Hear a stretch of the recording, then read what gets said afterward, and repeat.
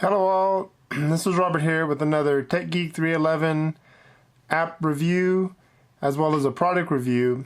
And if you've seen my previous video on this one, I did it on the Fitbit Charge HR because I got it early before the 2015 release. Look at my link below in my description and you can click on that video in case you want to check that out. This video today is after about a week's of use of this Fitbit Charge HR, and I wanted to go ahead and show you some of the differences that are on the app and kind of what the Fitbit Charge HR does different than the previous Fitbit Force that got discontinued. So right here you can see this is basically the home screen. You can see how many steps I did today. You can see the battery power of the Fitbit Charge on the right. The only difference mainly you're going to see is right below that steps where you see the beats per minute. That's the new thing that the Charge HR does. Now don't get this confused with the Fitbit Charge. That is the replacement model to the Fitbit Force, which got discontinued. Okay, so this is the Charge HR. This is the one that does the beats, the heartbeats, as well as the new Fitbit Surge, which are both supposed to be released in 2015. So you can see here, it gives you how many beats per minute. And you notice it keeps changing because I'm wearing it right now. It'll also give you, like it's showing right here, fat burn zone. So it'll tell you when you've reached the zone where you start burning fat. Now if you tap on that, now you're going to get a more detailed chart. So right here it can show you the resting heart rate for the past 30 days. If you slide that across, now it's going to give you your fat burn, your cardio, and your peak. So you can basically look and see on the chart, you know, how big the lines are. We go back.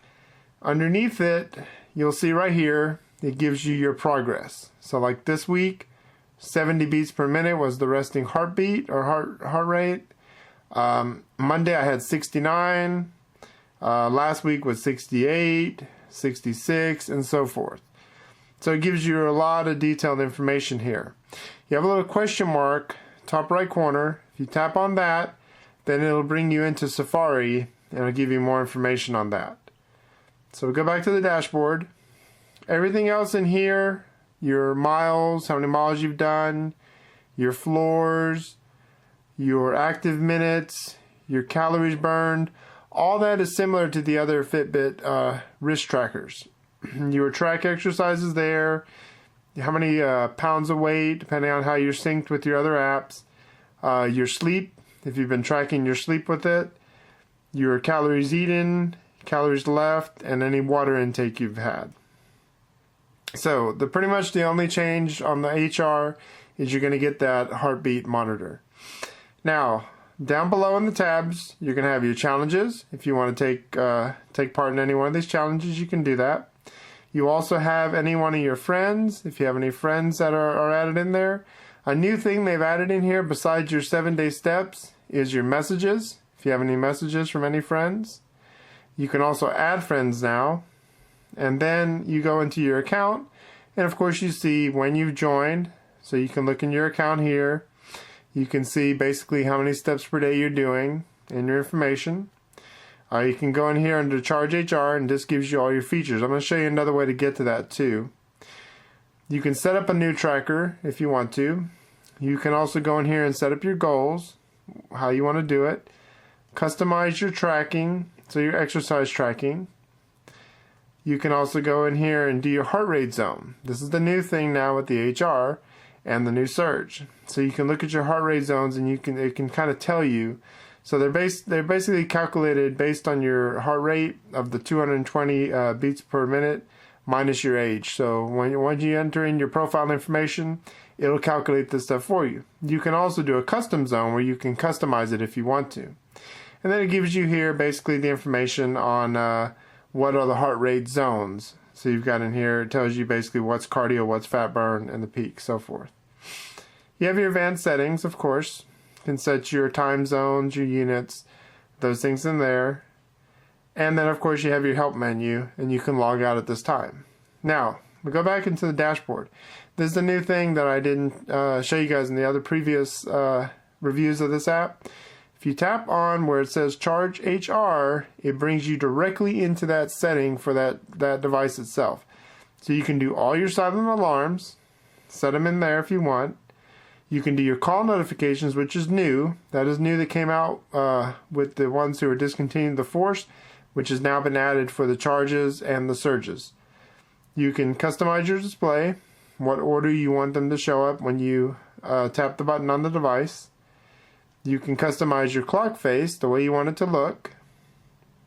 You can do your heart rate tracker. You can put it on, auto, or off, depending on how you want to do it. You can do your main goals. Pick which one you prefer you want to do. You can also choose which wrist you're putting it on, your non-dominant or your dominant. You can do your tap gesture, where you can actually tap the device and then either the clock will show up, the steps, heart rate, whatever you choose. You can leave it on all-day sync, and you can also manually sync it if you want.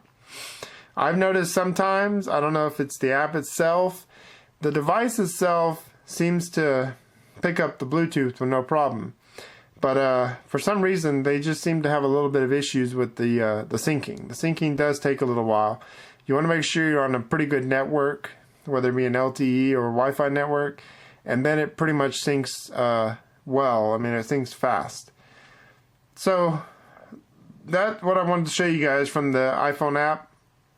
Give you guys a little more idea now that I've shown you the device and I've actually had a chance to use it. Now this will give you guys an idea about what the app can do, what's the differences on the app, and also what the Charge HR has to offer you, which is different than the previous fitness trackers. Okay, so that's pretty much what I wanted to show you guys. So I hope you guys liked this video. If you did, hit the like below. Don't forget to comment if you have any comments. Please go to my main channel page and support the channel if you like what the videos you're seeing here.